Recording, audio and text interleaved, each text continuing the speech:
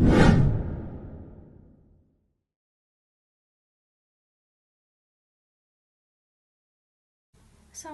warahmatullahi wabarakatuh. Halo teman-teman, perkenalkan saya Tiara Maharani. Pada video ini saya akan membahas tentang tindak pidana korupsi sebagai salah satu bentuk tindak pidana khusus di Indonesia.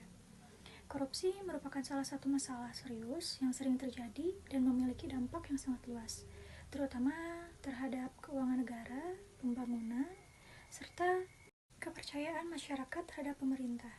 Berbeda dengan tindak pidana biasa, korupsi seringkali melibatkan penyalahgunaan jabatan dan kekuasaan oleh pihak yang memiliki kewenangan. Hal inilah yang membuat korupsi memiliki karakteristik yang berbeda dibandingkan tindak pidana lainnya.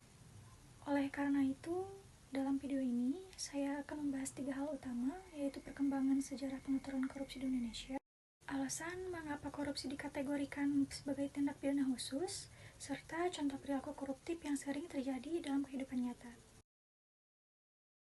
Jika kita melihat dari sisi sejarah, pengaturan mengenai korupsi di Indonesia sebenarnya tidak langsung muncul dalam bentuk undang-undang yang lengkap seperti sekarang.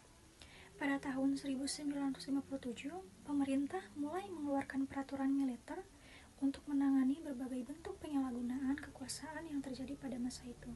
Beberapa tahun kemudian, tepatnya pada tahun 1960, pemerintah juga mengeluarkan peraturan mengenai pengusutan dan pemeriksaan tindak pidana korupsi. Perkembangan penting berikutnya terjadi pada tahun 1971 ketika lahir Undang-Undang Pemberantasan Tindak Pidana Korupsi yang menjadi salah satu dasar hukum dalam penanganan kasus korupsi di Indonesia. Namun, seiring berjalannya waktu, praktik korupsi menjadi semakin kompleks sehingga aturan tersebut dianggap belum cukup efektif. Oleh karena itu, pada masa reformasi kemudian lahir Undang-Undang Nomor 20 Tahun 2001. Selain itu, pada tahun 2002 juga dibentuk Komisi Pemberantasan Korupsi atau KPK sebagai lembaga independen yang memiliki kewenangan khusus dalam menangani kasus korupsi.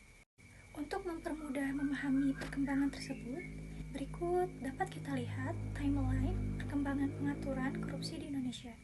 Dari timeline tersebut, dapat dilihat bahwa pengaturan korupsi di Indonesia terus mengalami perkembangan.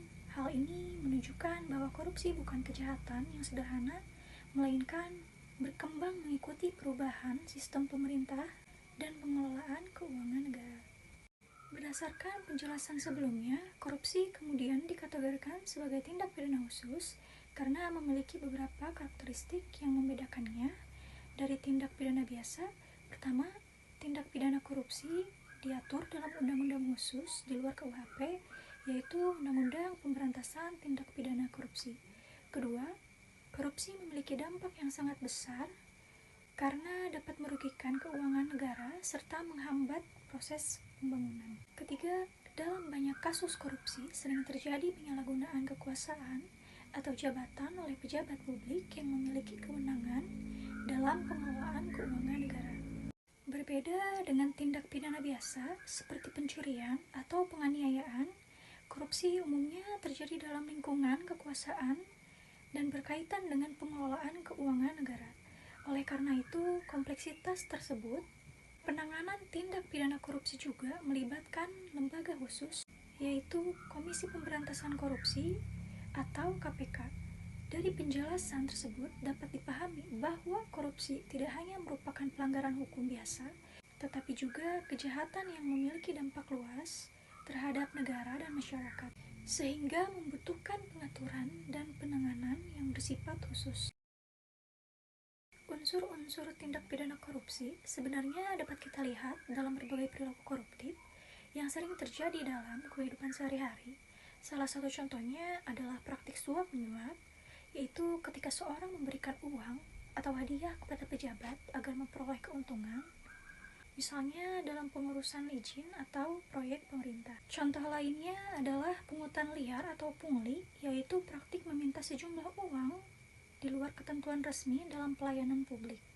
Selain itu, terdapat juga penyalahgunaan jabatan, yaitu ketika seorang pejabat menggunakan kewenangannya untuk memperoleh keuntungan pribadi atau menguntungkan pihak tertentu.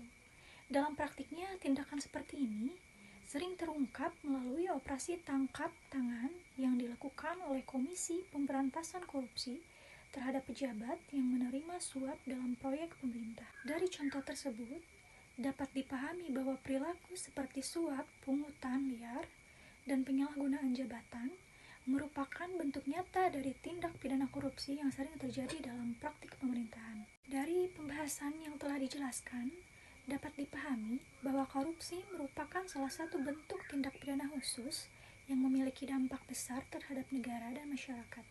Pengaturan mengenai korupsi di Indonesia juga mengalami perkembangan dari waktu ke waktu agar dapat menyesuaikan dengan berbagai bentuk praktik korupsi yang semakin kompleks.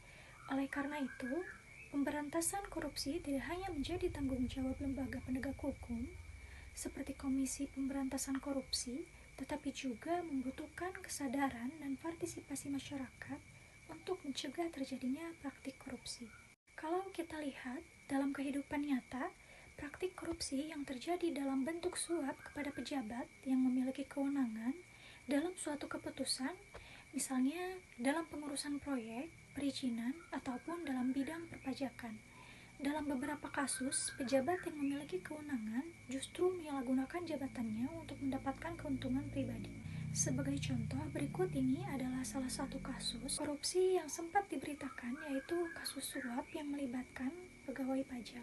Kembali terciduk korupsi, kali ini 3 pejabat sekaligus terjerat operasi tangkap tangan KPK.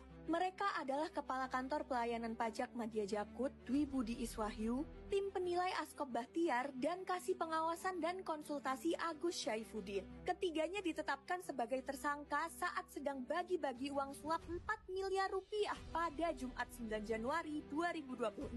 Uang haram itu dari praktik pengembangan pajak yang melibatkan 2 pihak swasta, ABD dan EY dari PT Wanatiara Persada. Diketahui kasus ini berawal dari kekurangan pembayaran pajak bumi dan bangunan PT Wanatiara Persada sebesar 75 miliar rupiah. Perusahaan kemudian melakukan beberapa kali sanggahan karena punya perhitungan yang beda dari KPP Janggut. Dari video tersebut, kita bisa melihat bahwa praktik korupsi juga bisa terjadi dalam bidang perpajakan. Dalam kasus ini, pegawai pajak diduga menerima uang suap untuk membantu mengurangi tagihan pajak suatu perusahaan.